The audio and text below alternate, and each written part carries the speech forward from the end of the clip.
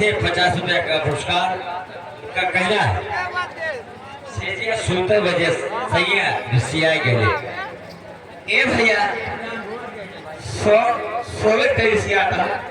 काहे का कभी तोहरे में तोहरे पकड़े ऐसे दिया सुनते याद है इस बीच में आप हैं विराट कोहली आरसी वाले भाई साहब की तरफ से विराट कोहली अच्छा उनकी तरफ से 10 रुपए का पुरस्कार भैया को मेरे तरफ से पक्का मत भैया का माठी दे बड़ा चपटा से ये सुनते